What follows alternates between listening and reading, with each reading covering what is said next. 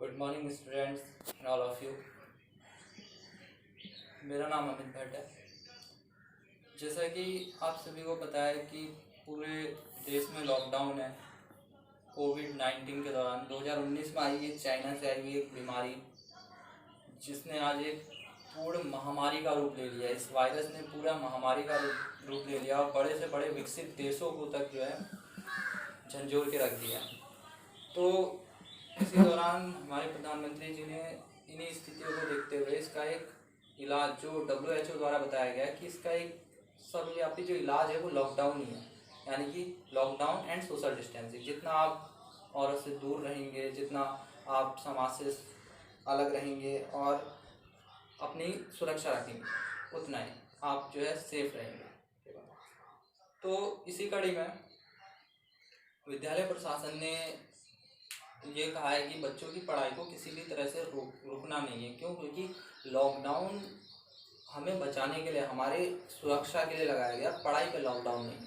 तो क्या आपकी पढ़ाई वैसे ही निरंतर चले, सुचारू रूप से चले, उसमें कोई भी दिक्कत ना आए जिसका आपको भविष्य में कोई गलत जो आपको उसका परिणाम मिले।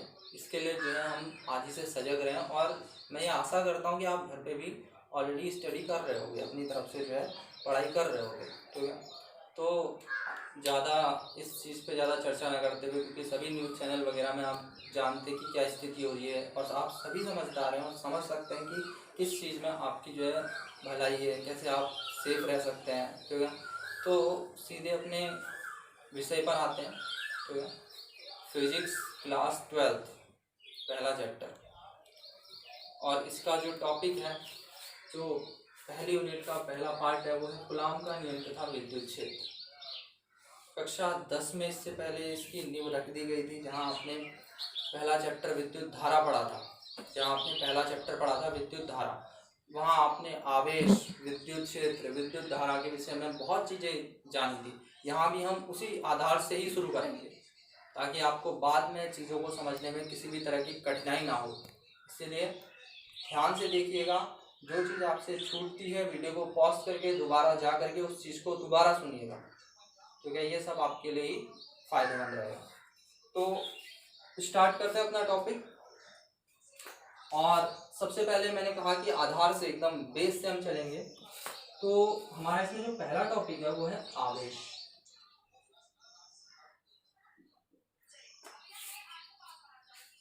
हम सभी इससे फैमिलियर हैं। इससे पहले 10th में आपने फिजिक्स हो, केमिस्ट्री हो, कई जगहों पे पढ़ा है चार्ज, आवेश। ठीक है, तो आज जानते हैं कि आवेश है क्या। ठीक है, 16वीं शताब्दी में थेल्स नाम के साइंटिस्ट हुआ करते थे। उन्होंने एक एक्सपेरिमेंट किया। उन्होंने क्या एक्सपेरिमेंट किया कि जो आपका इलेक्ट्रोड कह रहा हूँ, जो अंबर नाम था उसका वैसे, और इस समय वो इलेक्ट्रोड, तो इलेक्ट्रोड जो है उसको जो है आपका बिल्ली का फर होता है उस पर घिसा। ऐसे ही दो इलेक्ट्रोड को आपस में घिसा। मान लीजिए ये दो इलेक्ट्रोड यानी कि रॉडें हैं, ठीक है, जो पूरी तरह से इलेक्ट्रॉन से घिरी हुई होती हैं। इनको बिल्ली के फर पे घिसा गया, तो जैसे ही इनको एक दूसरे के पास लाया गया, ये देखा गया कि एक दूसरे को रिपल कर रही है, यानी कि प्रतिकर्षित कर रही है, यानी कि इनमें प्रतिकर्षण का गुण आ गया, यानी कि एक दूसरे से रिपल्शन कर रही है। और इसी के द्वारा उन्होंने फिर एक और एक्सपेरिमेंट में ये पाया कि जब हम दो इबोनाइट की छड़ों को आपस में घिसते हैं, यानी कि आपस में रगड़ते हैं, उनमें घर्षण उत्पन्न कर देते हैं और उन्हें एक जगह पर रख देते हैं, तो वो एक दूसरे को प्रतिकर्षित करती हैं। ठीक है, इसी तरह से आगे उन्होंने एक एक्सपेरिमेंट किया जिसमें उन्होंने रेशम को जो है कांच पे घिसा, और जैसे ही कांच को इबोनाइट की छड़ के पास लाए, वैसे ही देखा कि वो एक दूसरे को आकर्षित कर रहे हैं। ठीक है, तो इसी ओवरऑल थ्योरी के द्वारा उन्होंने ये बताया, और ये एक्सपेरिमेंट आपने भी बचपन में किया होगा कि जब हम नॉर्मली कोई भी स्केल है उसको सर पे जो अपने घिसते हैं और फिर कागजों पे लगाते हैं, छोटे छोटे टुकड़ों में, अक्सर बच्चे ऐसा खेल करते हैं, तो वो उसको अपनी ओर आकर्षित करने लग जाते हैं। ठीक है, तो इसी गुण को आवेशित होने का गुण कहा गया। ठीक है, इसमें क्या होता है, कुछ सूक्ष्म पार्टिकल या कहें क्वांटम पार्टिकल के ऐसे पार्टिकल जिन्हें हम देख नहीं सकते, उनका आदान प्रदान इधर से उधर हो जाता है, यानी कि एक पदार्थ से दूसरे पदार्थ में हो जाता है, एक उसे दे रहा होता है, एक ले रहा होता है, और इस दौरान जो है हमारी वस्तु आवेशित हो जाती है, उसमें आवेशन का गुण उत्पन्न हो जाता है। तो ये गुण आवेश कहलाया। और इस गुण के कारण वस्तु विद्युतमय कहलाई, यानी कि जिस जो कारण बना इस गुण का उसको हमने विद्युत नाम दिया, इलेक्ट्रिक, ठीक है। और जो वस्तु हुई वो विद्युतमय हो इसके द्वारा, ठीक है। तो ओवरऑल थ्योरी ये कहती है कि जब दो पदार्थों को आपस में दो पदार्थों के बीच आपस में घर्षण उत्पन्न कर दिया जाता है तो उसके बाद उनके बीच में, उनके मध्य में, ठीक है, जो गुण उत्पन्न हो जाता है, ठीक है, वो गुण आवेशन का गुण कहलाता है। और ये गुण जिस कारण से उत्पन्न होता है उसे हम विद्युत कहते हैं। ध्यान से आप समझ गए होंगे, यानी कि हमने दो वस्तुएं ली, उनको आपस में उनके मध्य में घर्षण उत्पन्न किया, घर्षण के कारण उनपे जो गुण उत्पन्न हुआ उसमें क्या, उसे हमने क्या कह दिया, आवेशन का गुण कह दिया। और जो जिस कारण से ये गुण उत्पन्न हुआ उसे हमने विद्युत कह दिया। तो यहाँ हमने दो डेफिनेशन क्लियर कर दी, आवेश और विद्युत, ठीक है। यानी कि दो वस्तुएं ली आपने,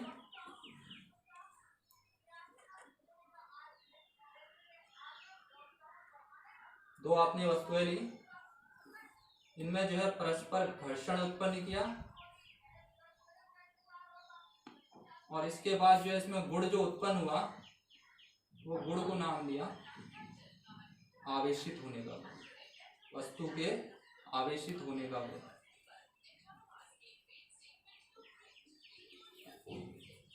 और इस जो गुण का कारण बना वो कारण ये विद्युत कहलाया, जिसके कारण वस्तु विद्युतमय हो गई, ठीक है। इसके बाद 1770 के अप्रॉक्स में इन्हीं एक्सपेरिमेंटों को, इन्हीं प्रयोगों को देखते हुए एक साइंटिस्ट हुआ करते थे, बेंजामिन फ्रैंकलिन, ठीक है। बेसिकली आपने 8th क्लास में इनका नाम सुना है। ये वही साइंटिस्ट थे जिन्होंने पहली बार जो इलेक्ट्रिसिटी, जो बिजली चमकती है उसको स्टोर करने के लिए एक एक्सपेरिमेंट किया था। इन्होंने बहुत लंबी पतंग उड़ाई थी जिसकी डोरी मेटल की बनी थी, इस पर एक चाबी लटका दी थी, एक बहुत ही बड़ी की जो है इस पर लटका दी थी। और जैसे ही बिजली चमकती है इन्होंने सोचा कि वो स्टोर हो जाएगी, लेकिन उसको एक पथ मिल चुका था उस चाबी के जरिए। जैसे ही वो उस पतंग से टकराई और सीधे उस चाबी पे गई, चाबी के कारण जो उसके हाथ में तार था वो मेटल का था, यानी कि धातु का बना हुआ था, तो सीधे उनके शरीर में गई। इससे क्या हुआ, उनकी डेथ नहीं हुई, क्योंकि बिजली से सिर्फ तभी डेथ होती है जब वो सर में गिरती है। तो इसके द्वारा वो कई समय तक हॉस्पिटल में रहे और इस तरह का एक एक्सपेरिमेंट उन्होंने किया था, ठीक है।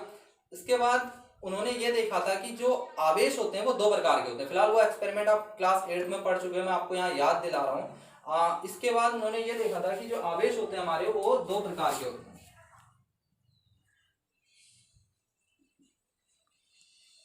ठीक है ना। यानी कि जो आवेश है हमारे वो दो प्रकार के हैं। पहला आवेश जो है धन आवेश,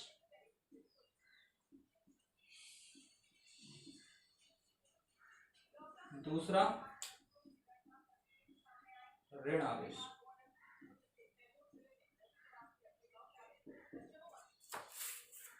यानी कि दो आवेशों को उन्होंने बताया, पहला धनावेश और दूसरा ऋण आवेश, ठीक है।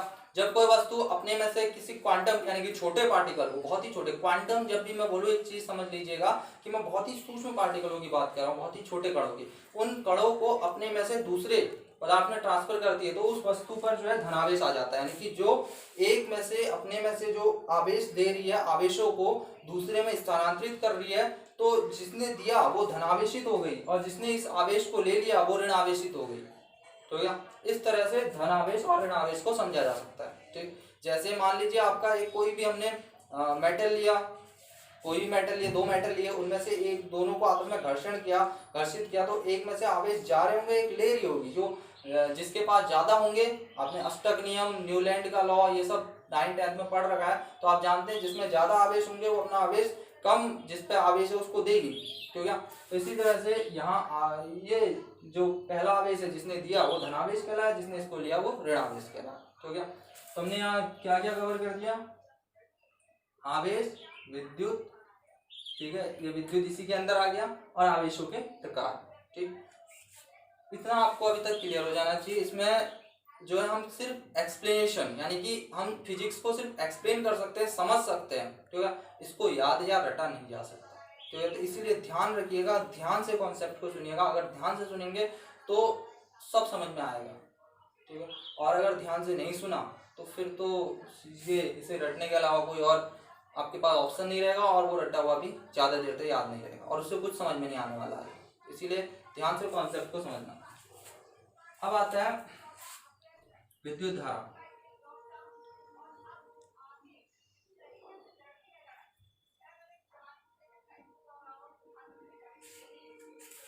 हालांकि ये आपके आगे के चैप्टर में भी है, वहाँ इसका एक्सप्लेनेशन बहुत बड़ा है, लेकिन एक कॉन्सेप्ट के जरिए यहाँ पे भी बता दे रहा हूँ कि विद्युत धारा क्या होता है, जो क्या होती है।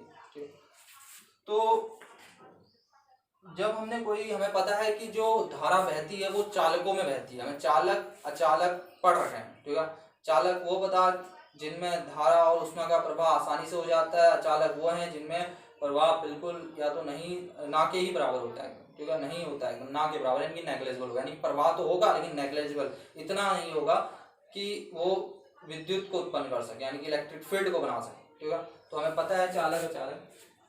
तो हमने विद्युत धारा जो पढ़ी है उसमें ये हमने क्लास 10 में इसकी डेफिनेशन को पढ़ा है कि किसी चालक से प्रति सेकंड गुजरने वाले आवेश की दर को विद्युत धारा कहते हैं। ठीक है ना, यानी कि किसी चालक से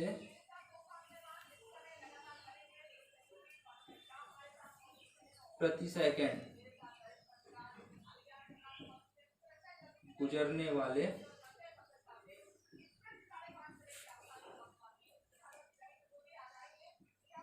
आवेश की मात्रा, या प्रति सेकंड नहीं तो एकांक समय में भी लिख सकते हैं इसे, या लिख सकते हैं इसकी जगह पे एकांक समय में गुजरने वाले आवेश की मात्रा।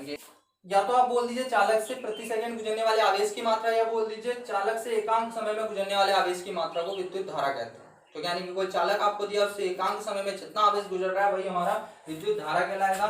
इसको विद्युत धारा को आई से दिखाते हैं, और आई इज इक्वल टू होता है आपका Q अपॉन टी। जैसी परिभाषा है उसी के हिसाब से सूत्र है, प्रति एकांक समय में या प्रति सेकंड गुजरने वाले आवेश की मात्रा विद्युत धारा कहलाती है।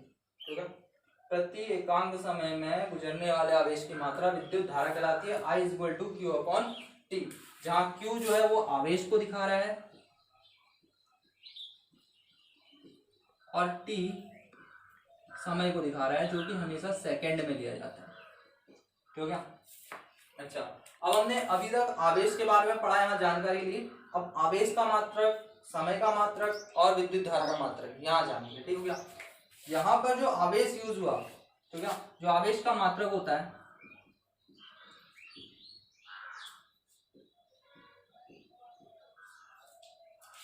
वो होता है कूलम।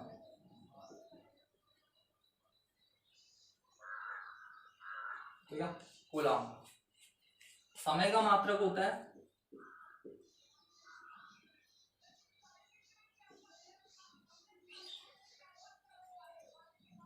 सेकेंड। ठीक है, और जो विद्युत धारा है, और जो विद्युत धारा का मात्रक है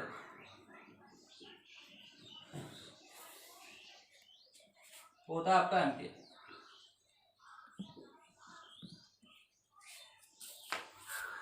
ठीक है, यहाँ आवेश का मात्रक कूलम है, समय का मात्रक सेकंड, विद्युत धारा का मात्रक एम्पियर।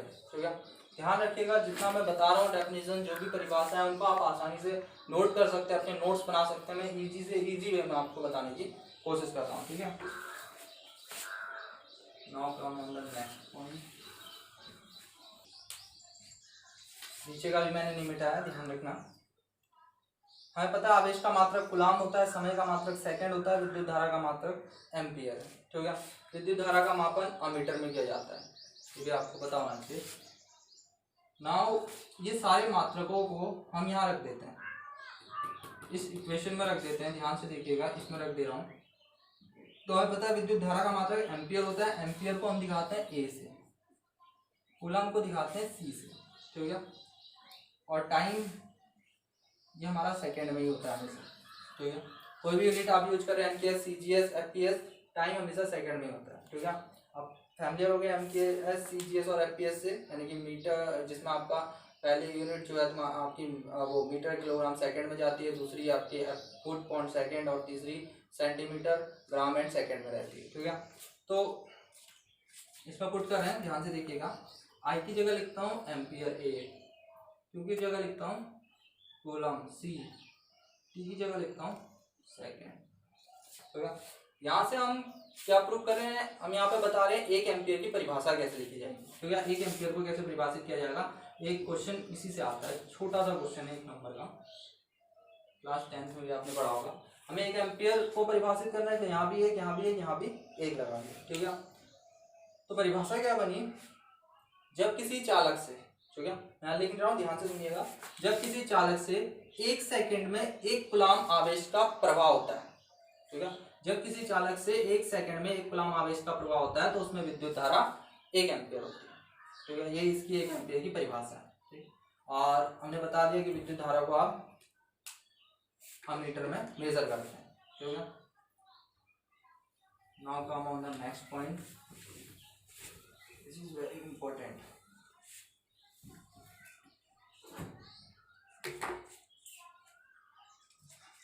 आपका जो नया पॉइंट है वो है, हम आवेशों की बात कर रहे हैं पहले।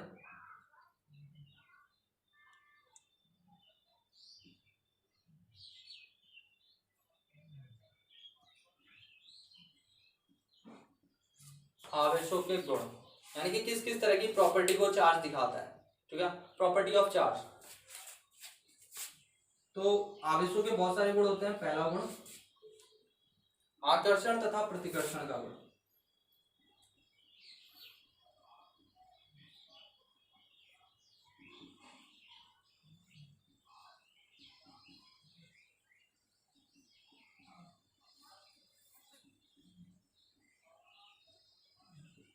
आकर्षण तथा प्रतिकर्षण का गुण, ध्यान से देख लीजिएगा। मैंने क्या कहा, आकर्षण तथा प्रतिकर्षण का गुण। आवेशों का ये मुख्य गुण है, आकर्षण भी होता है इसमें, प्रतिकर्षण भी होता है। कैसे होता है, ये कहता है कि जो समान आवेश होता है यानी कि एक जैसे आवेश हैं, धन धन ऋण ऋण इस तरह के समान आवेश हैं, वो सदैव एक दूसरे को प्रतिकर्षित करते हैं, यानी कि उनमें प्रतिकर्षण का गुण होता है। और जो विपरीत आवेश होते हैं वो एक दूसरे को आकर्षित करते हैं, तो क्या ये हो गया आकर्षण तथा प्रतिकर्षण का गुण। या फिर इसे इस तरह से बोल सकते हैं कि सजातीय आवेश, सजातीय मतलब समान आवेश, एक दूसरे को प्रतिकर्षित, तथा विजातीय, विजातीय मतलब विपरीत आवेश, एक दूसरे को आकर्षित करते हैं, तो क्या। तो पहला गुण आपको समझ में आ गया होगा, जैसे धन धन एक दूसरे को प्रतिकर्षित करेगा, और ऋण ऋण है एक दूसरे को प्रतिकर्षित करेगा, ठीक है। और धन ऋण हो गया, धन ऋण क्या हो गया, विपरीत आवेश हो गए, एक दूसरे को आकर्षित करेंगे, पास आएंगे, ठीक है। तो इस तरह से पहला गुण इनका आकर्षण तथा प्रतिकर्षण का गुण है, जिसके अंतर्गत ये पॉइंट है कि जो समान आवेश होते हैं एक दूसरे को प्रतिकर्षित करते हैं, तथा जो विपरीत आवेश होते हैं वो एक दूसरे को सदैव आकर्षित करते हैं, ठीक है। धन धन ऋण ऋण इस तरह से एक्सप्लेन कर सकते हैं। दूसरा गुण है आपका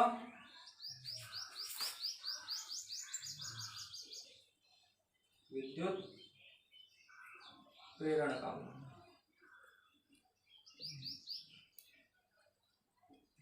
विद्युत प्रेरण का गुण, ठीक है, इलेक्ट्रिक इंडक्शन प्रॉपर्टी। विद्युत प्रेरण का गुण आपको ये बताता है कि जो प्रेरण मतलब, सबसे पहले समझते हैं प्रेरण मतलब क्या होता है, किसी चीज से प्रेरित हो जाना, तो जैसे आपको एक नोबेल पढ़ रहे हैं उससे प्रेरित हो गए, उसी तरह से यहाँ भी प्रेरण का यूज किया गया, विद्युत प्रेरण का गुण। अर्थात जो आवेशित वस्तु होती है वो हल्की वस्तुओं को अपनी ओर आकर्षित कर लेती है, जो आवेशित वस्तु है वो हल्की वस्तुओं को अपनी ओर आकर्षित करने का जो उसमें गुण होता है वही विद्युत प्रेरण का गुण कहलाता है। जैसे वही बचपन का जैसे खेल है, स्केल को पहले सर में ऑयल के साथ जो है वो रब करा, उसके बाद छोटे छोटे कागज के टुकड़ों पर हमने लगाया तो वो उसकी ओर आकर्षित हो गए, क्या हुआ है, ये विद्युत प्रेरण हुआ। यानी कि उस स्केल ने वो पहले ऊपर रब हुई तो वो क्या हुई, वहां आवेशित हुई, और उसने क्या करा, किसी उदासीन वस्तु को, यानी उदासीन वस्तु है क्या, वो कागज है, उनको अपनी ओर आकर्षित कर लिया, ठीक है। तो यानी कि आवेशित वस्तु द्वारा उदासीन वस्तु को अपनी ओर आकर्षित करने का गुण क्या कहलाता है, विद्युत प्रेरण का गुण कहलाता है, ठीक है। या फिर और वेल डिफाइन करें तो इस तरह से कि जब किसी वस्तु को आवेशित किया जाता है और उसे किसी दूसरी आवेशित वस्तु के पास ले जाया जाता है, तो क्या, तो वो जो दूसरी आवेशित वस्तु है, यानी कि दूसरी वस्तु है जो आवेशित हो सकती है, ठीक है। फिर से समझाता हूँ, आपने किसी वस्तु को आवेशित किया और दूसरे किसी वस्तु के पास ले गए, ऐसी वस्तु जिसको अभी आवेशित नहीं किया गया है लेकिन वो आवेशित हो जाती है। तो जब आपने पहली वस्तु को आवेशित कर लिया और दूसरी के पास ले गए, बिना आवेश के वो उसकी ओर आकर्षित हो जाएगी, उसमें दूसरी वाली में कोई आवेश नहीं है, वो उसकी ओर आकर्षित हो जाएगी। यही गुण आपका विद्युत प्रेरण का गुण कहलाता है। ठीक है, यानी कि एक वस्तु आवेशित हुई, उसने दूसरी को आवेशित कर लिया। ठीक है, यही आपका विद्युत प्रेरण का गुण कहलाता है। ठीक, सेकंड भी आपको अच्छे से आ गया होगा। तीसरा गुण, ठीक है, इस गुण को थोड़ा डिफाइन हो गया।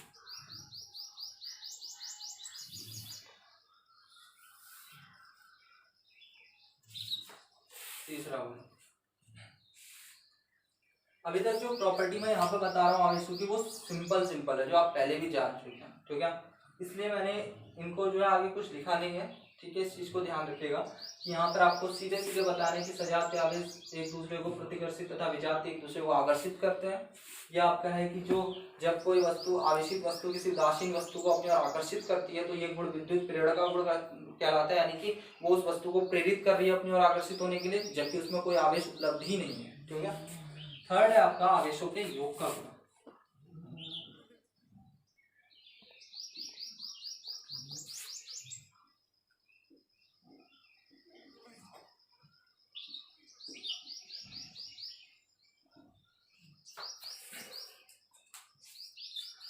अगर मान लीजिए हमें किसी कोई निकाय दिया, निकाय यानी कि सिस्टम दिया है, ठीक है, और हमें पता करना है कि इसमें कुल कितने आवेश हैं। ठीक है, कुल कितने आवेश हैं, यानी कि किसी निकाय में उपस्थित समस्त जो आवेश है, हमें चाहिए कि वो कुल कितना आवेश है उसके पास। ठीक है, उसके बाद हमें पता करना है कि कुल कितना आवेश है। तो वो जो कुल आवेश होता है वो अलग अलग आवेशों के बीजीय योग के बराबर होता है, यानी कि किसी निकाय का कुल आवेश अलग अलग आवेशों के बीजीय योग के बराबर होता है। ठीक है, आप इस तरह से समझ सकते हैं। मान लीजिए आपको कोई सिस्टम दे रखा है, ठीक है, ये कोई सिस्टम है, इसमें बहुत सारे आवेश हैं, अलग अलग आवेश बिखरे हुए हैं। ठीक है, और इसका जो संपूर्ण आवेश होगा, अगर इसको जो ये कहता है इस आवेशों के योग का गुण क्या कहता है कि जो इस निकाय का संपूर्ण आवेश होगा, इस सिस्टम का पूरा आवेश, मान लीजिए इस सिस्टम का पूरा आवेश क्या है, कैपिटल क्यू है। ठीक है, और जो छोटे छोटे आवेश हैं इनको हमने स्मॉल क्यू से दिखाया है। ठीक है, और मान ले रहे हैं कि इन सारे आवेशों का परिणाम तो समान है, ध्यान से समझिएगा, परिणाम समान है, लेकिन इनके जो दिशाएं हैं, कोई नेगेटिव है कोई पॉजिटिव है। ठीक है, कोई नेगेटिव है कोई पॉजिटिव, यानी कोई धनात्मक आवेश है कोई ऋणात्मक आवेश है, कोई धन आवेश है कोई ऋण आवेश है। तो ध्यान रखिए, तो इसे किस तरह से देंगे, Q इज टू समीशन, मान लो ऐसे इस निकाय पे जो आवेश उपस्थित है n, ध्यान से देखना, मैंने क्या कहा, मैंने कहा मान लीजिए पूरा का पूरा हमने सिस्टम कंसीडर करा, पूरा का पूरा सिस्टम लिया जिस पर समस्त आवेशों का परिणाम Q है। ठीक है, परंतु जो इनकी दिशाएं है वो विपरीत है, अर्थात कुछ धन आवेश है कुछ ऋण आवेश है। मान लिया सिस्टम का कुल आवेश Q है, ठीक है, और सिस्टम पे उपस्थित जो ये आवेशों की संख्या है ये n है। ठीक है, तो इसका कुल आवेश अगर हमें निकालना है तो summation I is equal to 1 to n Q, यानी कि 1 से लेके n तक के आवेश Q, यानी कि इन सबको जोड़ देना है। समीशन क्या दिखा रहा है, इन सबका योग। समीशन आपने सिंबल पढ़ा होगा, नहीं पढ़ा तो जान लीजिए, यानी कि I से n तक जितने आवेश हैं उन सभी का बीजगणितीय योग, यानी कि इस तरह से है Q इज इक्वल टू, मान लीजिए इनकी दिशाएं विपरीत है, हमें पता नहीं है, तो हम इसे Q1 plus Q2 plus Q3 and so on Qn तक जोड़ देंगे, जितने भी आवेश होंगे सबको ऐड कर देंगे। ये समीशन यहाँ पर योग को दिखाता है। ठीक हो गया, ध्यान रखिएगा। अर्थात ठीक, तो ये गुण भी आपको समझ में आ गया होगा। फोर्थ प्रॉपर्टी है आवेश की, आवेश संरक्षण का नियम।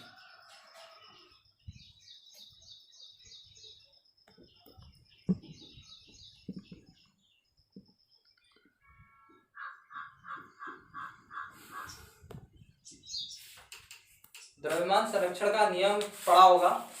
द्रव्यमान संरक्षण का नियम ये बताता है कि अगर इस पूरे ब्रह्मांड का जो द्रव्यमान है वो क्या है, कांस्टेंट है, कांस्टेंट यानी कि नियम, अर्थात ना कि आप द्रव्यमान संरक्षण का नियम और दूसरा आपने पढ़ा होगा ऊर्जा संरक्षण, ये दोनों आपने क्लास 9th में केमिस्ट्री में पढ़ा होंगे। ठीक है, और किसी भी बॉडी का द्रव्यमान हमेशा फिक्स रहता है। इसी तरह से ऊर्जा संरक्षण में कहता है कि पूरी की पूरी ऊर्जा किसी निकाय की है तो वो सदैव जो है संरक्षित रहती है, उसमें कोई कभी कोई घटेगा नहीं बढ़ेगा नहीं। इसी तरह से आवेश संरक्षण का नियम कहता है कि किसी मतलब जो आवेश है ना तो आप आवेश को उत्पन्न कर सकते हैं ना ही नष्ट कर सकते हैं, यानी खुद बना सकोगे ना खुद ही मिटा सकते हो। ये आवेश को सिर्फ एक पदार्थ से दूसरे पदार्थ में स्थानांतरित किया जा सकता है।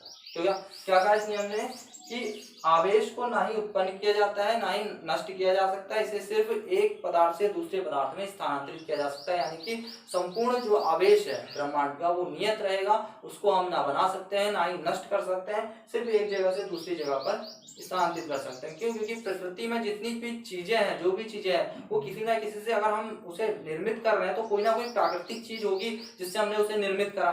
ठीक है, अगर लोहे के बड़े बड़े डंबल्स है, रॉड्स है, तो उन्हें लोहे से निर्मित करा गया है। तो इस तरह से उनके अंदर जो आवेश है, जो जितना भी आवेश है उसके अंदर, वो सारा का सारा संरक्षित है पहले से ही। ठीक है, उसको हम पीट करके इस तरह से ये नहीं कि हमने उसको चार्ज दे दिया तो वहां से नष्ट हुआ, वो वहां से नष्ट जरूर हो गया, वहां से नष्ट हो गया, लेकिन दूसरी फॉर्म में स्थानांतरित हो गया, उस जगह से दूसरी जगह चला गया, नष्ट नहीं हुआ, खत्म नहीं हुआ, चला गया। ठीक हो गया। तो क्या कहा आवेश संरक्षण के नियम में कि किसी भी निकाय मतलब संपूर्ण जो आवेश है, ठीक है, कोई भी निकाय है उसका जो आवेश है वो संरक्षित रहता है, इसे ना तो उत्पन्न किया जा सकता है ना ही नष्ट किया जा सकता है, बस आवेश को एक पदार्थ से दूसरे पदार्थ में स्थानांतरित किया जा सकता है। ठीक है, ये था आवेश संरक्षण का नियम।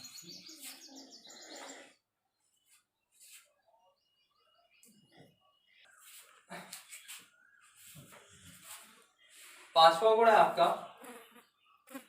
कि आवेश की मात्रा पर वेग, आवेश की जो मात्रा है वो वेग, उसके वेग पर कोई प्रभाव नहीं डालती। ठीक है ना।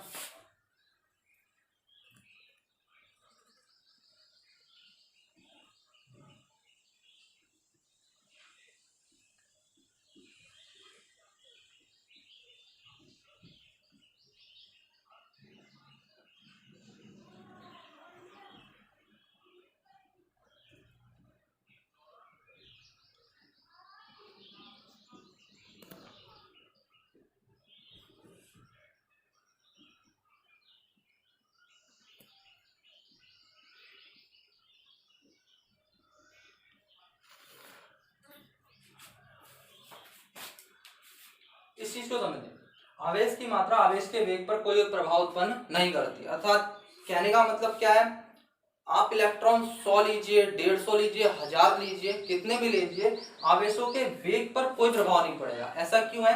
क्योंकि ये जो आवेश है ये क्वांटम पार्टिकल्स, यानी कि जो पार्टिकल्स हैं जो आवेशित हो रहे हैं, ये क्वांटम पार्टिकल है। क्वांटम पार्टिकल यानी कि इतने सूक्ष्म पार्टिकल है, इतने सूक्ष्म पार्टिकल है कि इनको आंखों से देखा ही नहीं जा सकता। ठीक है, और इतने हल्के हैं, जैसे आपको पता है कि अगर मैं इलेक्ट्रॉन के द्रव्यमान की बात करता हूं तो वो होता है 9.1 गुणा 10 की घात -31 किलोग्राम। तो ये इतना सूक्ष्म सा द्रव्यमान है, बहुत ही अति सूक्ष्म द्रव्यमान होने के कारण आप इसमें कितनी भी मात्रा ऐड कर लीजिए, ठीक है, ये क्या है कि ये आवेश के वेग पर कोई प्रभाव उत्पन्न नहीं करेंगे। यानी कि आप इलेक्ट्रॉन 100 लीजिए, 1000 लीजिए, कितनी भी मात्रा बढ़ाइए, उनके वेगों पर कोई भी प्रभाव नहीं पड़ेगा। ठीक है, अब इसके लिए एक जो हमारा एक्सपेरिमेंट है वो ये कहता है कि जो इलेक्ट्रॉन्स होते हैं, किसी भी बॉडी में इलेक्ट्रॉन्स होते हैं, वो सबसे धीरे गति करते हैं, यानी कि इलेक्ट्रॉन 18 मिनट में 1 मीटर की दूरी को चलता है। ठीक है, अब वो कितने भी इलेक्ट्रॉन्स हो, वो 18 मिनट में 1 मीटर की दूरी को ही चलेंगे। ठीक है, हाँ, अब जब वो उन पर धनावेश गति कर रहा है, धनावेश गति कर रहा है, तो वो टकरा रहे हैं आपस में। ठीक है, धनावेश की गति बहुत तेज है, वो टकरा रहे हैं। ठीक है, इस कारण से, और उनकी गति भी इतनी तेज है कि उनकी मात्रा का कोई प्रभाव उत्पन्न नहीं होता। ठीक है, आप इन दोनों की गति को इस तरह से समझ लीजिए कि आपने स्विच ऑन किया और वहां बल्ब जल गया।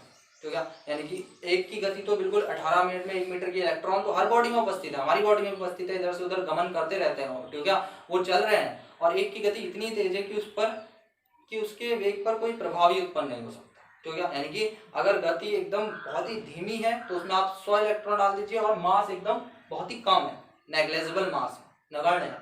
ठीक है, तो सीधी सी बात है, उसके वेग पर कोई प्रभाव उत्पन्न नहीं हो करेंगे। ठीक है, तो ये चीज ध्यान रखिएगा। इसका पांचवा गुण यही कहता है कि आवेश की मात्रा आवेश के वेग पर कोई प्रभाव उत्पन्न नहीं करती। ठीक है, आई होप कि समझ में आ गया होगा इतना। छठा गुण है आपका आवेशों के क्वांटीकरण का गुण।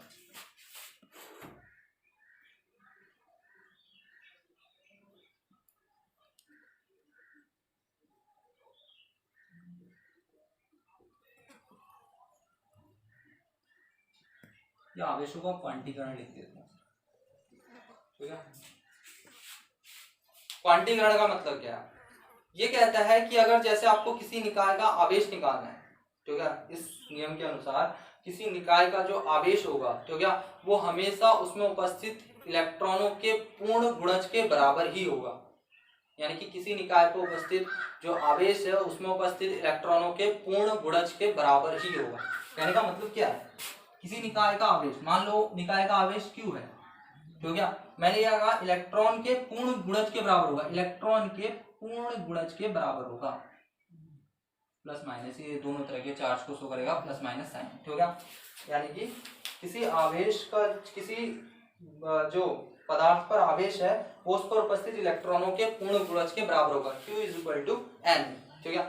अब ये बताता क्या, ये दर्शाता क्या है? ये दर्शाता है कि इलेक्ट्रॉन इतना सूक्ष्म पार्टिकल है कि इसको आप तोड़ नहीं सकते, यानी कि आप 2/3, 3/4 यानी कि इस तरह से नहीं लिख सकते। Q = 2/3E, 3/4E, इस तरह से नहीं लिखा जा सकता, ठीक है। यानी कि क्योंकि यह अति सूक्ष्म पार्टिकल है, बहुत ही सूक्ष्म पार्टिकल है, अगर इसको भी हम भिन्न में दर्शाते हैं तो ये गलत है। यानी कि ये कहने का मतलब ये हो गया कि जो किसी भी पदार्थ का आवेश है उसको भिन्न के रूप में नहीं दर्शाया जाएगा, ठीक है।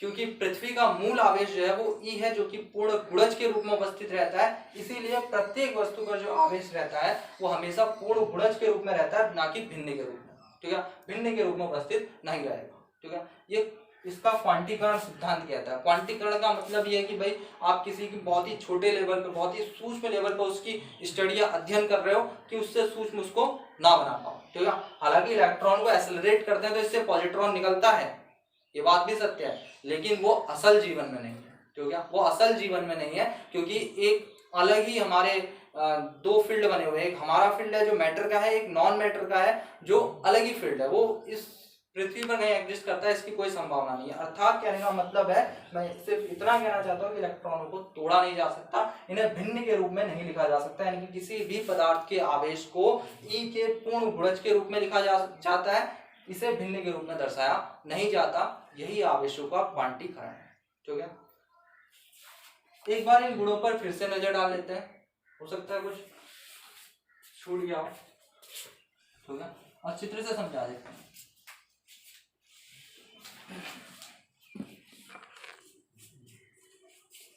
पहला था आकर्षण तथा प्रतिकर्षण का गुण।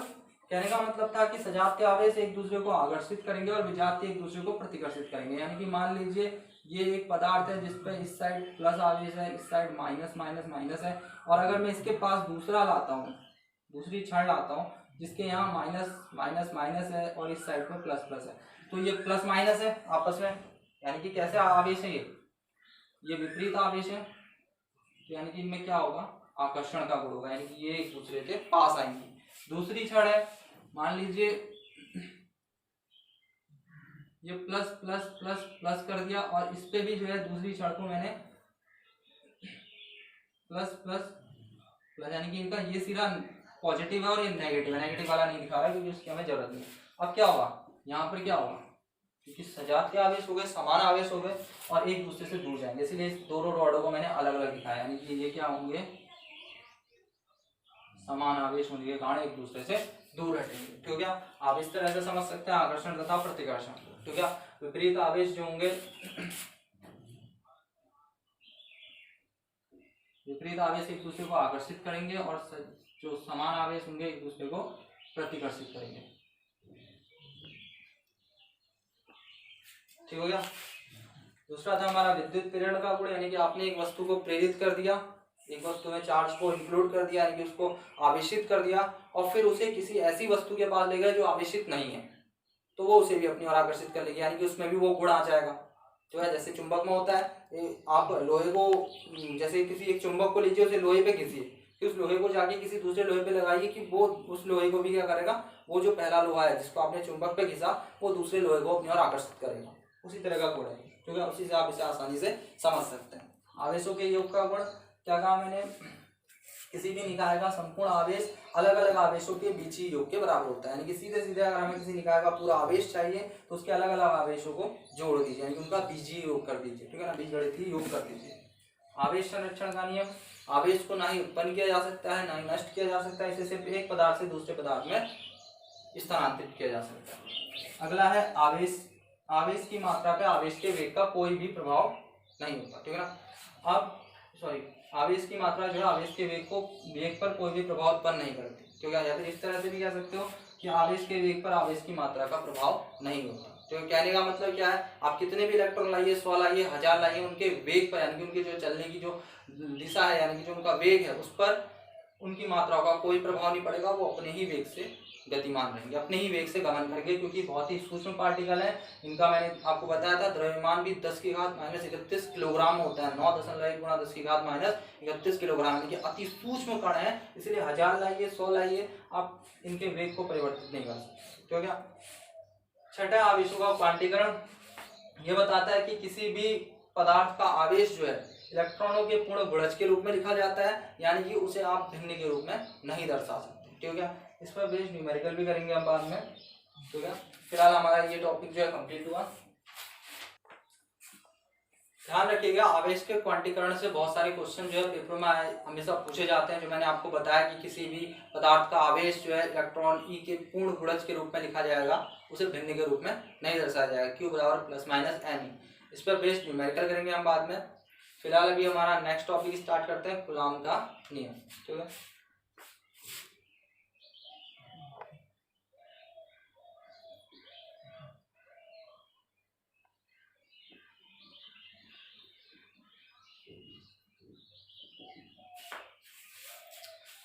क्लास 11th में गुरुत्वाकर्षण का नियम पढ़ा था, उसी से मिलता जुलता है कूलॉम का नियम।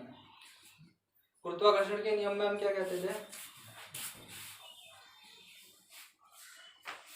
मान लीजिए हम कहते थे कि कोई भी दो पिंड रखे गए हैं, तो क्या, जिनका द्रव्यमान हमने कुछ माना m1 m2, तो क्या, और बीच की दूरी कुछ मानी r। तो हम कहते थे किन्हीं दो पिंडों के बीच कार्य करने वाला गुरुत्वाकर्षण बल है, तो F से दिखाएंगे फोर्स। गुरुत्वाकर्षण बल उन दोनों पिंडों के द्रव्यमानों के गुणनफल के अनुक्रमानुपाती तथा बीच की दूरी के वर्ग के व्युत्क्रमानुपाती होता है, ठीक है। कहने का मतलब है कि किन्हीं दो पिंडों के बीच कार्य करने वाला जो गुरुत्वाकर्षण बल होता है, दोनों पिंडों के द्रव्यमानों के गुणनफल के अनुक्रमानुपाती तथा बीच की दूरी के व्युत्क्रमानुपाती होता है, ठीक है। फिर वहां पे कांस्टेंट आते थे, उसकी बात बाद में करेंगे। तो उसी तरह से यहाँ कूलॉम का नियम है, ठीक है।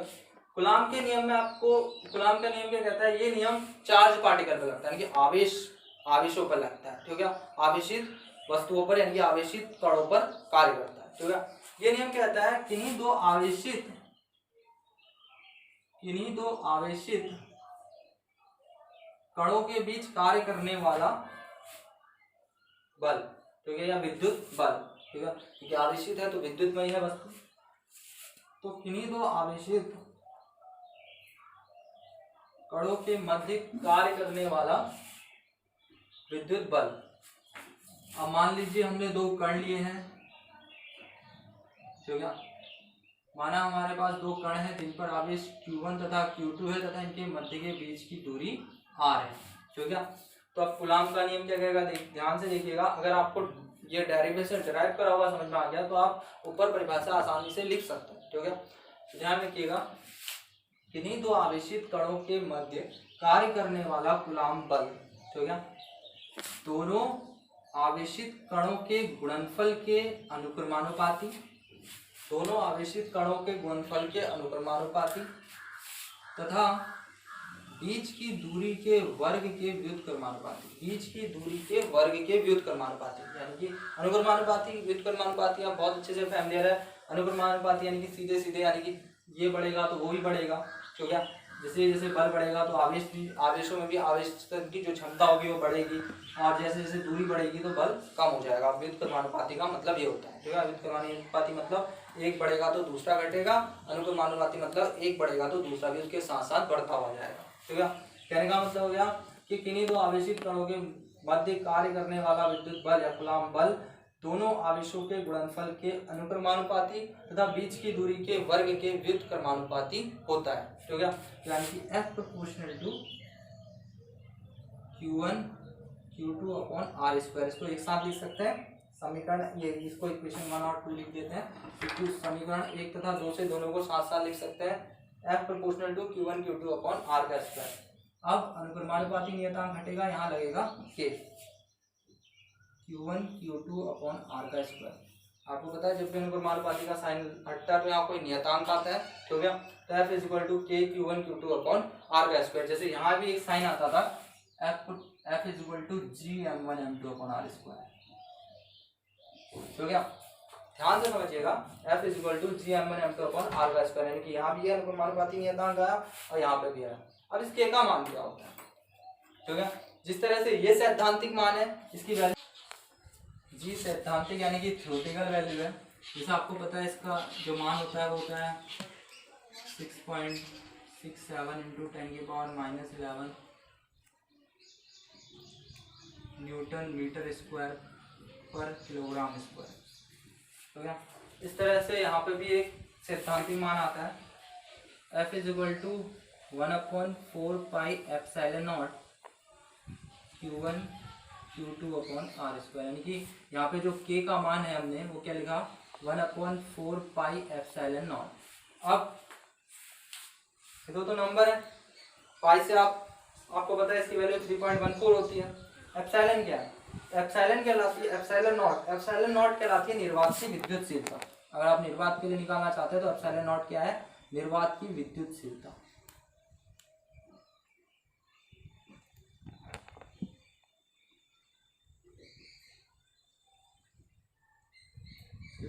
यानी कि वो जो आपका पदार्थ है, मटेरियल है, वो कितना विद्युतशील है, निर्वात की विद्युतशीलता इसे कहते हैं, ठीक है।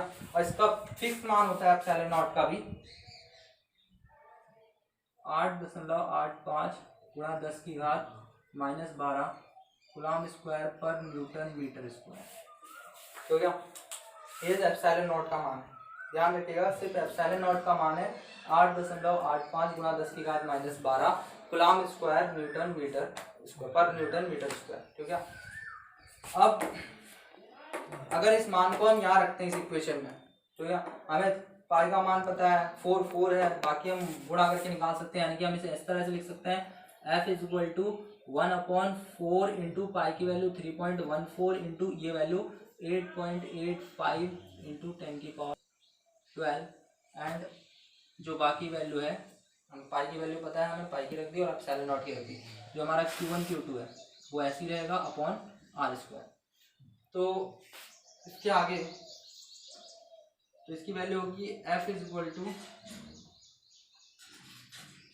1/9 into 10⁻9 Q1 Q2 upon R का स्क्वायर, ठीक है। चेक इट इज करेक्ट और नॉट, ठीक है। तो यानी कि जो हमारी यहाँ पर ये 4 पाई एप्सिलॉन की वैल्यू आई, सॉरी 9 इंटू 10⁻9, ठीक है, यहाँ पर इसकी वैल्यू इतनी आती है। तो यहाँ पे जो हमारी ये 1/4 पाई एप्सिलॉन नॉट की जो वैल्यू हमें मिलती है वो होती है 9 इंटू 10⁻9 न्यूटन मीटर स्क्वायर पर कूलम, ठीक है। आप इस वैल्यू को डायरेक्टली याद कर सकते हैं, ठीक है, क्योंकि सॉल्यूशन थोड़ा लंबा है और ये आपके लिए आगे यूज होगा, जहाँ आप इलेक्ट्रिक पोटेंशियल निकालते हैं, यानी कि विद्युत विभव निकाल रहे हैं, विद्युत क्षेत्र की तीव्रता निकाल रहे हैं अक्षीय निरक्षीय स्थितियों पर, वहाँ आपके लिए बहुत ही ज़्यादा हेल्पफुल होगा अगर आप इसकी वैल्यू को याद रखते हैं। 9 गुणा 10⁻9 और एप्सिलॉन नॉट की तो आपको रखनी है, ठीक है, यूनिटें दोनों की अपोजिट होती हैं, ठीक है। तो ये चीज़ें ध्यान रखिएगा। तो इस तरह से कूलम का नियम खत्म हुआ। एक चीज़ रह गई इसमें, हमने डायरेक्शन नहीं बताई, ठीक है, हमने पूरा नियम बताया, डायरेक्शन नहीं बताया। तो इसकी जो दिशा होती है, दिशा दिखाना हमेशा जरूरी होता है, ठीक है। हमें याद रहता है कि दिशा से हमें पता चलता है कि किस तरह का आवेश है, किस जगह को जाएगा, ये चीज़ ध्यान रखिएगा, ठीक है। तो इसकी जो दिशा होती है दोनों आवेशों को मिलाने वाली रेखा की दिशा के अनुदिश होती है, तो क्या, ये चीज़ ध्यान रखिएगा। यानी कि फिर से आप कूलम का नियम को थोड़ा डिस्कस कर ले रहे हैं। हमने क्या कहा कि दो बिंदु आवेशों के बीच लगने वाला कूलम बल दोनों आवेशों के गुणनफल के अनुक्रमानुपाती तथा बीच की दूरी के वर्ग के व्युत्क्रमानुपाती होता है।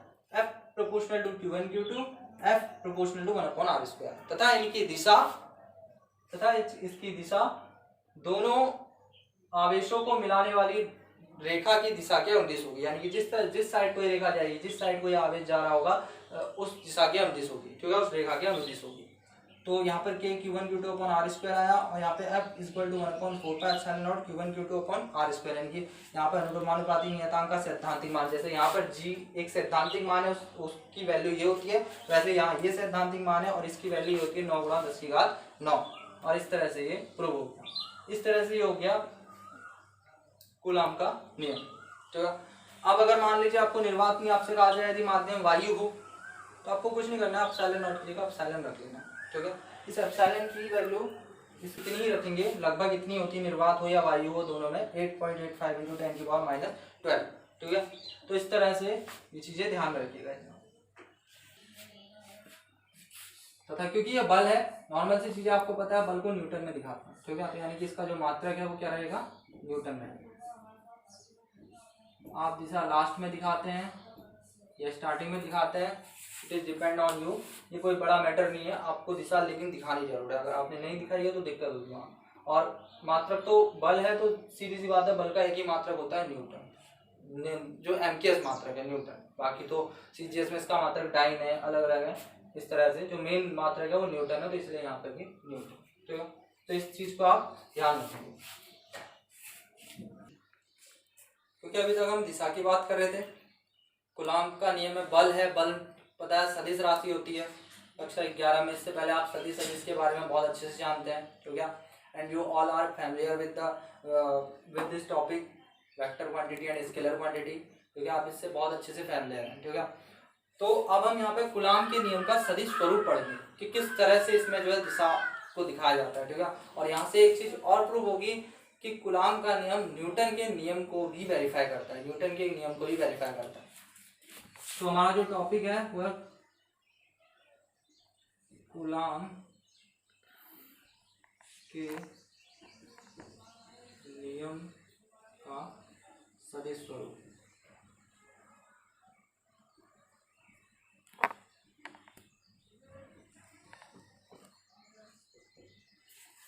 कूलाम के नियम का सदिश स्वरूप, ठीक है। इसके लिए ध्यान से देखिएगा, थ्योरी में मुंह से बोलूँगा, आपको उसको नोट करना है, ठीक हो गया। और अगर आप सबसे पहले तो खुद से ट्राई कीजिएगा, जैसे जैसे यहाँ पे डायग्राम बनेगा वैसा ही हम बोलते हैं, ठीक है, वैसा यहाँ पे डिनोट किया जाता है, तो ध्यान से सुनिएगा। माना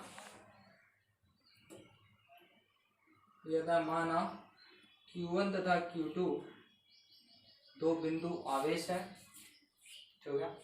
Q1 तथा Q2 दो बिंदु आवेश है जिनके मध्य की दूरी r है, ठीक हो गया।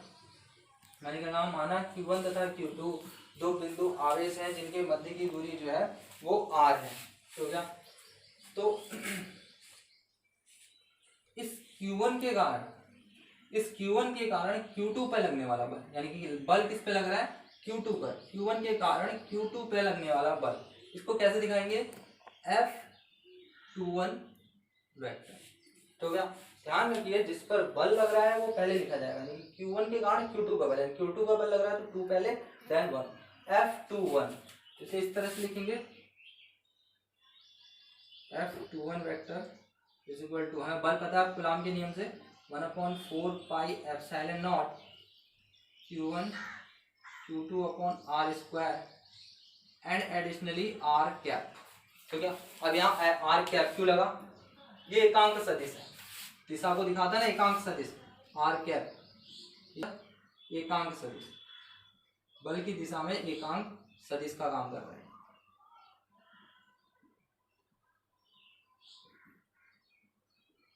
जिसको यूनिट वेक्टर भी कहते हैं, ठीक है।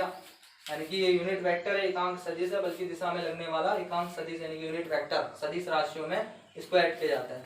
अब इसकी जो वैल्यू होती है वो क्या होती है, r कैप बराबर r वेक्टर अपॉन r, ठीक है। इसकी value r vector upon r है, ये आप वेक्टर क्वांटिटी वेक्टर चैप्टर में पूरी तरह से पढ़ चुके हैं, उसी चीज का हम यहाँ यूज कर रहे हैं। तो समीकरण 1 से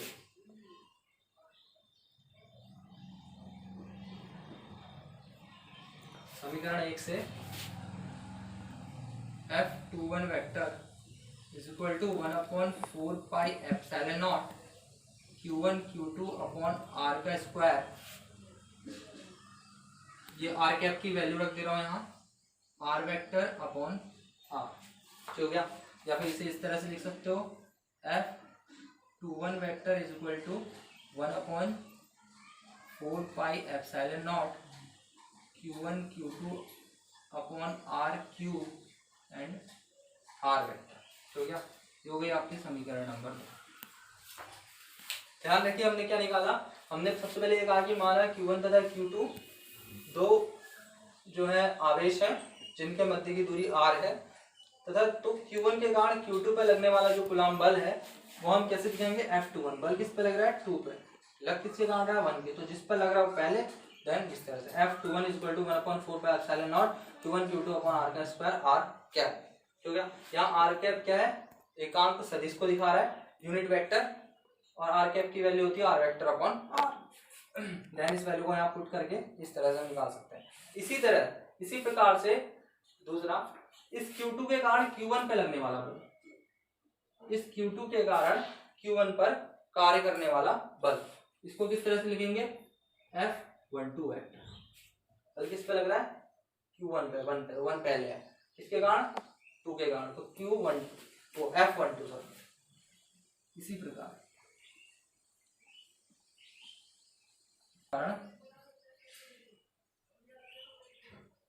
Q1 पर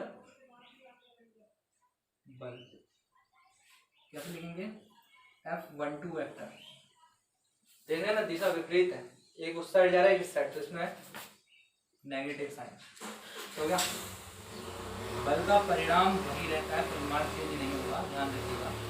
Q1 Q2 upon R cube R vector हो गया, इसका परिमाण चेंज नहीं होगा क्योंकि आवेश समान है, बीच की दूरी वही है हो गया। तो इस तरह से इसको लिख देंगे, लेकिन साइन क्या हो गया नेगेटिव हो गया, क्यों, क्योंकि दिशा एक ही इस तरफ है एक ही उस तरफ है। तो समीकरण 2 तथा 3 से इसको लिख दे रहा हूँ, समीकरण 2 तथा समीकरण 3 से F21 vector is equal to minus का F12 वेक्टर। देखिए इन दोनों का रिजल्ट एक ही है, सिर्फ डायरेक्शन का अंतर है, एक नेगेटिव है, ठीक है, यानी कि F21 और F12 है बराबर, लेकिन क्या है एक नेगेटिव साइन, यानी कि एक इस और है तो एक उस और है, भाई दोनों का जो रिजल्ट है वो सेम है, और क्या हो रहा है केवल डायरेक्शन चेंज हो रही है। यहीं पर ही मैंने कहा था कि कूलम्ब के एक नियम को ही फॉलो करता है, तो यह है कूलम्ब का तृतीय नियम, जो क्रिया प्रतिक्रिया का नियम कहलाता है, यानी कि जब क्रिया होगी तो प्रतिक्रिया भी होगी, यानी कि आप यहाँ पे लिख सकते हो कि कूलम्ब का नियम न्यूटन के गति के तृतीय नियम को का भी पालन करता है, ठीक है, ये चीज ध्यान रखिएगा। और ये इस तरह से दो जो आवेश है उनके कारण लगने वाला बल सदिश के रूप में इस तरह से दिखाया जाता है, ठीक हो गया, यही है। और इसके नीचे हर चीज के नीचे आपको लिखना है, यहाँ पे ध्यान रखिए, मैं थ्योरेटिकली बोल दे रहा हूँ कि जो कूलम्ब बल है वो न्यूटन के गति के तृतीय नियम का भी पालन करता है, ठीक है, गुरुत्वाकर्षण जो गति का तृतीय नियम है उसका पालन करता है। इस तरह से ये टॉपिक में हमारा कंप्लीट हुआ।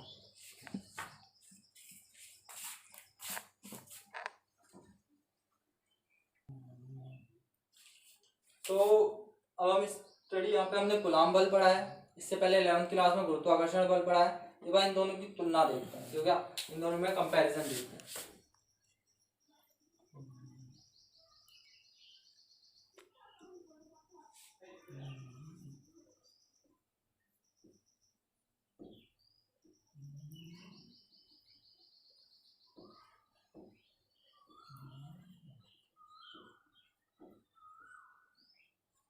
कूलम्ब बल तथा गुरुत्वाकर्षण बल की तुलना। तो देखिए सबसे पहली चीज गुरुत्वाकर्षण बल के बारे में हम क्या जानते हैं। गुरुत्वाकर्षण बल इस पृथ्वी का सबसे क्षीणतम बल है। क्षीणतम मतलब ये ऐसा बल है जिसकी पूरी स्थिति जो है बहुत ही उदासीन टाइप का बल है, ठीक है। जैसे मान लीजिए अभी ये अगर ये पिंड है ये मुक्त रूप से नीचे की ओर गिर रहा है, ठीक है, और यहीं बीच में अगर मैं इसे पकड़ लूँ फिर ये इसे नहीं खींच सकता, यानी कि सबसे छीड़तम बल है, और ना मेरे हाथों में कोई भार कोई वजन लगेगा इसका, ठीक है। तो यानी कि जो गुरुत्वाकर्षण बल है वो इस पृथ्वी का सबसे छीड़तम बल है। अच्छा, उसी तरह से जैसे विद्युत बल की बात करें यानी कि कूलाम बल, इस ये जो बल है ये जो है दो आवेशों के बीच लगने वाला ये जो बल है ये क्या है, गुरुत्वाकर्षण बल से अधिक प्रबल बल है, ठीक है। तो यानी कि गुरुत्वाकर्षण बल क्या हुआ, छीड़तम।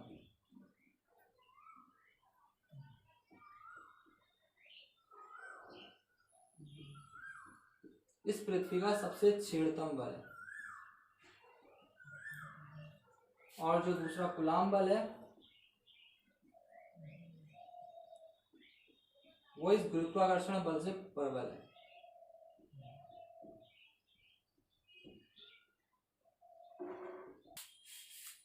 तो जो गुरुत्वाकर्षण बल है इस पृथ्वी का सबसे छीड़तम बल है और कूलाम बल गुरुत्वाकर्षण बल से प्रबल है। ध्यान रखिए ये गुरुत्वाकर्षण बल से प्रबल है, सबसे अधिक प्रबल बल नहीं है। तो क्या सबसे अधिक प्रबल बल हम जानते हैं कि जो हमारे न्यूक्लियॉन्स के बीच लगने वाला बल है, तो क्या जो न्यूक्लियॉन्स के बीच लगने वाला बल है वो जो है हमारा सबसे प्रबलतम बल कहलाता है। तो न्यूक्लियॉन यानी कि जो प्रोटॉन न्यूट्रॉन के बीच में जो उनको बांधे रखने के लिए जो बल कार्य करता है वो है।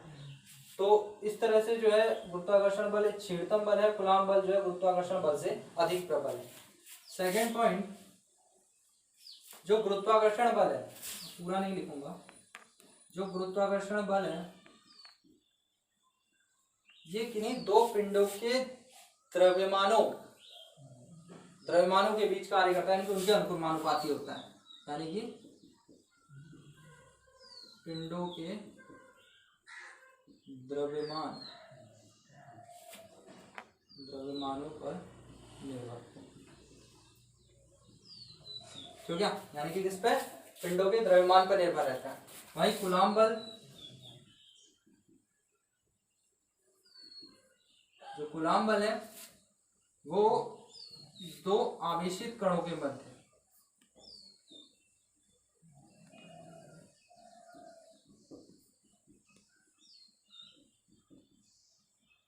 आवेशित कणों के आवेशों पर निर्भर,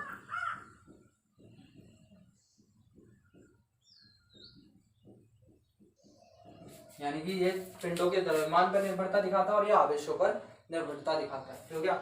अच्छा, तो हमने इसमें दो मुख्य बिंदु क्या पढ़े कि गुरुत्वाकर्षण बल इस पृथ्वी का सबसे छीड़तम बल है, कूलाम बल गुरुत्वाकर्षण बल से अधिक प्रबल है। आप चाहे तो बीच में एक कॉलम डाल के इस साइड गुरुत्वाकर्षण बल, इस साइड कूलाम बल करके इनका कंपैरिजन कर सकते हैं। इस साइड आप लिखेंगे, पहला पॉइंट आपका यही आ जाएगा कि ये जो है इस पृथ्वी का सबसे छीड़तम बल है, और दूसरा उस साइड आप लिखेंगे कि ये गुरुत्वाकर्षण बल से अधिक प्रबल है।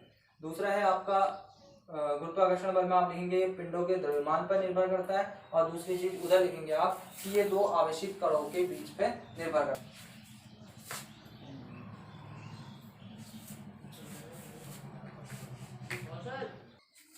थर्ड पॉइंट है आपका कि जो गुरुत्वाकर्षण बल है ये अनंत दूरी तक कार्य करने वाला बल है, ठीक है, अनंत दूरी तक कार्य करने वाला बल है। और लेकिन जो कूलाम बल है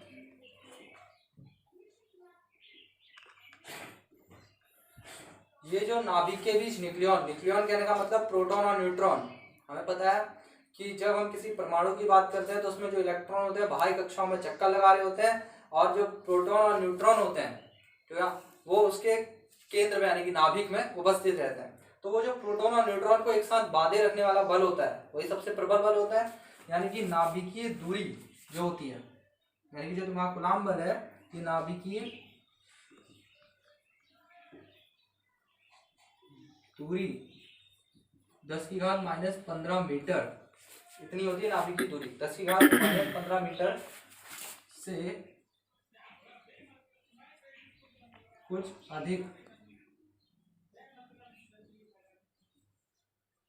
प्रास या फिर दूरी पर कार्य करता है, ठीक है। जो हमारे नाभिक के बीच कार्य करने वाला बल है वो बहुत ही कम दूरियों पर काम करता है, यानी कि न्यूक्लियॉन बहुत ही पास पास होते हैं, ठीक है। तो इससे कुछ अधिक दूरी पर जो बल कार्य करता है वो कूलाम बल, ठीक है। इस बल से कुछ अधिक दूरी पर कूलाम बल हमारा कार्य करता है, ठीक है। तो आज के टॉपिक में हमने जो कवर करे, जो हमने आज का कूलाम का नियम तथा विद्युत क्षेत्र में जो टॉपिक हमने कवर करे यहाँ पे, उसमें सबसे पहला टॉपिक हमने आवेशों के बारे में जाना, देन उसमें विद्युत को जाना, विद्युत धारा को जाना, आवेशों के गुण को, और उसके बाद कूलाम बल, ठीक है। फिर कूलाम बल का सदिश स्वरूप और कूलाम बल तथा गुरुत्वाकर्षण बल की तुलना, ठीक है। इतना हमने जाना। इससे आगे हम नेक्स्ट वीडियो पर आगे से चर्चा करेंगे, ठीक है। इससे आगे के टॉपिकों को वहाँ कवर करेंगे। इस अब तक की वीडियो में किसी भी तरह का कोई डाउट हो तो कमेंट सेक्शन में हमें कमेंट जरूर करें। धन्यवाद।